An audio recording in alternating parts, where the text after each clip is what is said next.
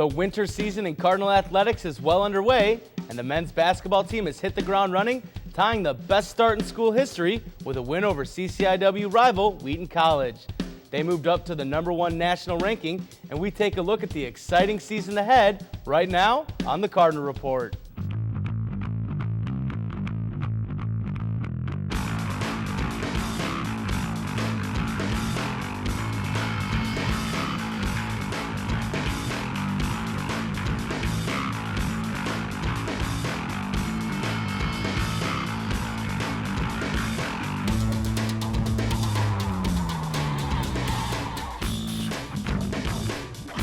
Welcome to the Cardinal Report, and Happy New Year. I'm Marc Dahlquist. Joining me to start things off this week is head coach for the men's basketball team, Todd Raridon.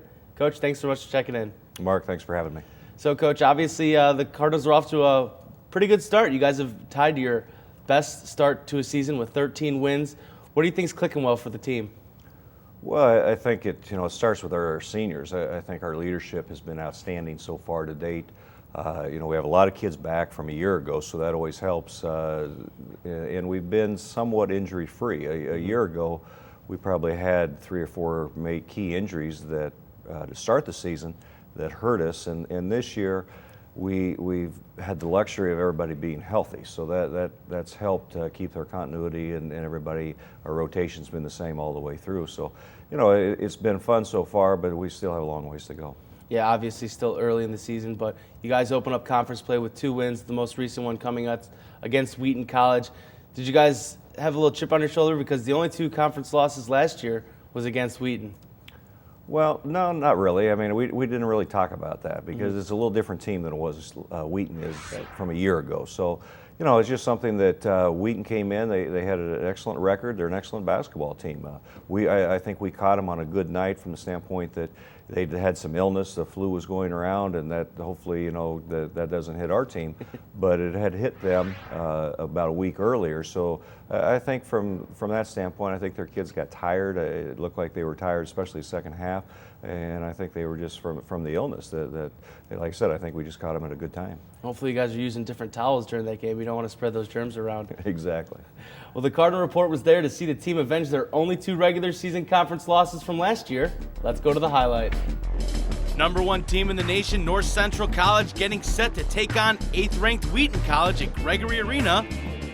Tyler Peters with some nifty moves in the opening possession. Behind the back and the spin move off the window, he gets the Thunder on the board first. 2.5 minutes later, Peters thinking, wait till we get our Haynes on you. Nathan Haynes, that is. But the Cards keep it close as Aaron Tickness with the cross-court pass to Vince Kamek. He's better at draining it than Liquid Plumber. Then Williams slicing the lane finds Landon Gamble, and these 2 of his 14 points knot the game at 9. But Peters keeps Wheaton in control with his passing. Posting up on Williams, he finds Braden Tusher behind the arc to move the lead to 4. Later in the first, this looks like the same play, but we promise you it isn't. The no-look pass will prove it. The Thunder head into halftime up 28-25. Cardinals come out fired up in the second as Gamble finds Derek Reardon off the screen, and he gives North Central their first lead of the game, and they never look back. Kamek again from the corner knocks down 3 more of his game-high 20 points, but he must have had a bet going with his roommate Aaron Tickness. Last one to hit a 3 has to do dishes tonight. The 2 combined for 6 of the Cardinals' 7 trays. Talk about three's company. Cardinals led by as many as 17 in the second half. And how about one more from Tickness from behind the arc just for safekeeping? He added 19 points to go along with 8 rebounds as the Cardinals put it in cruise control for a 69-55 win. So, Coach, obviously a big second half from you guys. You were trailing going into halftime. What are you telling your team at halftime when they're used to being in close games somewhat this year? Well, the biggest thing was we had to defend the arc with Wheaton, and that's something we did not do a very good job the first half. I think they made like 4 out of 10 or something like that, and they'd taken a lot of shots from the arc, and we didn't defend very well from there. A couple of times we got beat back in transition, but I just thought that we were in decent shape. We hadn't played great basketball yet as a team, and we were only down 3, and so I felt good at halftime, but we still had to make a couple adjustments, and we still had to defend the arc much better. And I think they ended up making 2 the second half, 2 from beyond the arc, which was outstanding. I mean, that's good defense, and I thought our defense picked up the second half. I thought our defense created our offense the second half. and it led, we increased the lead as the game progressed. So with the win, you guys moved to 13-0 in the season. Some of those wins coming down in Las Vegas when the team took a trip to a tournament down there. How did that help with the meshing of the team and sort of acclimating some of the new players? Well, I think anytime you take a trip, whether it's to California, Hawaii, Florida, Las Vegas, I think anytime you get away from campus with your team, I think is a good thing. And we're fortunate that the school lets us do this. It's a good, because there is no school during that December period. Mm-hmm. So it's a good time for our kids to bond and be, kind of isolated among themselves as a team instead of not just on campus, because and not going to class and that during that month. So it helps, and it seems that, it grows, to me, it grows the team closer together, and that's why we usually take that December trip. And it's got to be a little bit easier for you as a coach where their whole focus is basketball during that time. Now you transition to where they're going to class and they have homework, tests, things like that. Do you adjust your practice schedule and the way you work guys because, they have longer hours with things besides basketball? Well, in December, we spent a lot of time with basketball, as you said. But once we get back into school, we start January 2nd. So we're back in session where some schools are still on their interim break. Mm-hmm. But I like them back in school because it gives them the same routine. That December, from a coach's standpoint, they just have too much free time. And that's something that, as a coach, you worry about. But now that they're back in school and they're back in the classroom, the routine's the same. They're back on a schedule. And it seems a lot of these guys are veterans. You said it yourself. You guys return a lot of guys from last year. What has that done to sort of help you guys hit the ground running? Because with guys that have that experience, they've been there before. It's huge. I mean, you have returning veterans that have played. It makes our job easier as coaches, and because they know our system, they've been in the system, they know what to expect within our conference, they know what to expect for the most part in the non-conference and how tough it is. But so, like I said before, the leadership from the top, and that's with our seniors, has been outstanding so far, and that makes our job a lot easier as coaches. Well, don't go anywhere, because after the break, we continue to break down the Cardinals with Coach Reardon right after this.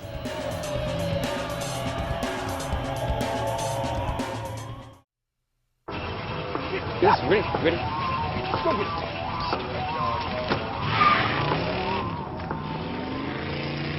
Oh, come on, Randy. Animal shelter, here I come. And no, I'm not crazy or emotionally damaged. That's a stereotype. I just belong to a total loser. I'm a good dog. So if you want a pet, adopt. And if you see Randy, tell him he dropped his wallet.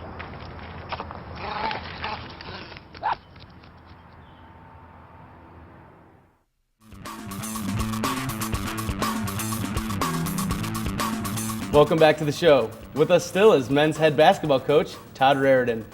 Coach, so take us back to before the season. You guys had a great run last year. You made it to the Sweet 16, maybe a play or two from the Elite Eight.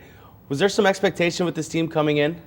Well, I think we had extremely high expectations just because we had a lot of kids back from that team a year ago. Mm-hmm. They had a great run at the end a year ago. Went to the Sweet 16 and probably should have won the game, or at least I felt like we should have won the game to move on to the Elite Eight, but didn't happen. And I think in some cases some of the kids were still, that burn inside of them, and that's what you like. You like kids, especially returners, that want to come back and improve as a player, that makes our team better if they get better. It's something that, like I said earlier, with the experience, it helps because those kids have now experienced that at postseasons, but you still have we have, like I said, we have a long ways to go, and before that happens, we still have to worry about Carthage come up Wednesday night. And one of those guys you lost after last season was senior Kevin Gillespie, who had an amazing run to end his career here at North Central, but as it was a question mark coming in, it doesn't seem to be as much of a question mark now. You got guys like Brandon Williams stepping up and really filling that role quite well. Well, Brandon's done an excellent job. I mean, he was a junior college player that has stepped up, has had to learn our system, and that's not always easy. And I know, I'm sure that he's had some up and down games for us, but I've been pleased. We have a lot of confidence in Brandon to get out there. He's an excellent defensive player, mm-hmm. And he usually guards the best opponent's guard from the perimeter, and has done really well so far.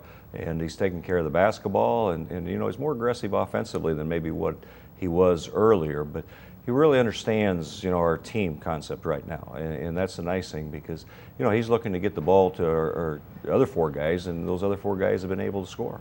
And you guys have been getting a lot of scoring done this year, but you've also been racking up the wins, and it's been showing on the national level. You guys start the season ranked in the top 10, and you've slowly moved up to the number 1 ranking, the first time in 111 years for the Cardinals. What was going through your head when you found out that the Cardinals were going to be ranked number 1 nationally?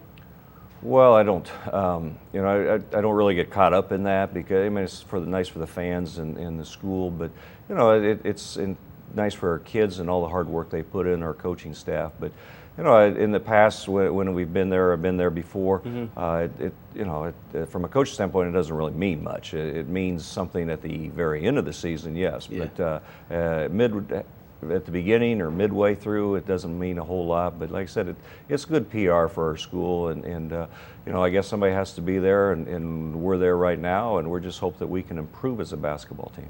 Hopefully you guys are still there at the end of the year. Exactly. It was over a century in the making, but the Cardinals rose to the number 1 national ranking after their hot start. We take a look at the team's reaction and how they plan to stay hungry in this week's Cardinal Corner. Last year's men's basketball squad had plenty to celebrate. The team won multiple tournament games for the first time in the school's history, tied a program record for most wins, and celebrated a CCIW tournament title. But with much of the core returning to the hardwood this year, the Cardinals knew other teams would be gunning for them when the season tipped off. When I first came in, we were not even on the radar at all. Then last year, we were the underdogs coming in, and now that we're on top, it's new for us. I like the pressure that we have on us, so I want to keep it that way. And the team has responded to the pressure by jumping out to a 13-0 record after coming into a season ranked number 6 by D3Hoops.com. They have slowly moved up the rankings and now claim the top spot in the nation. But we played a good non-conference schedule, which helped us a lot. It gave us a legitimacy and the belief that we could do as well, and yet what matters is how you do at the end. We're not about the ranking, we're about where we're at the end of the year.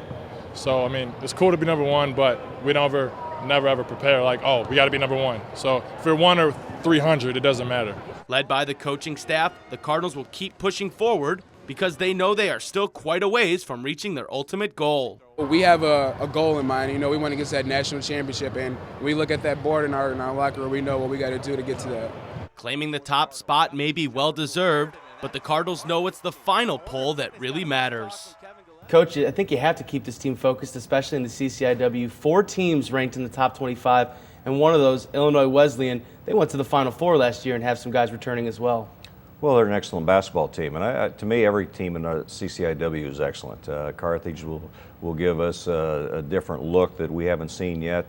They have excellent basketball players and an excellent team, really. They're well coached, so each game we have to bring our A game in this league, and if we don't, it's going to be a long night for the Cardinals. And so, it's something that we talk to our kids all the time about. You can't get caught up in what's behind us. We need to look forward to what's ahead of us and prepare for that conference team and do the best job we can as a team. And we need to get better. This team has a long ways to go, which is kind of scary because you think, well, they're pretty good right now, but to me, they haven't even reached their potential. And that's what, from a coaching standpoint, is a little disappointing, but yet we still have, the goal ahead of us that we can improve.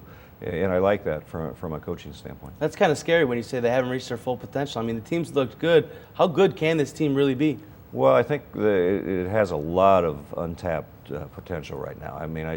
There's some nights where we're just inconsistent with our play. We'll have a couple guys that will score double digits, and then the next game they maybe score 2 or 3, and that inconsistency is going to cost us eventually. From a free throw standpoint, we need to shoot better. From a rebounding standpoint, we need to get better. From a defensive standpoint, we need to get better. All those things will add up, and if we can put it all together, hopefully they'll make a run right at the end. That would be fantastic for us. Well, we hope the Cardinals make an impressive run the rest of the year. Coach, thanks so much for coming in. Mark, thanks for having me. Don't change that channel, because after the break, we welcome in 2 Cardinal seniors that have helped propel the team to a number 1 ranking. We'll be right back.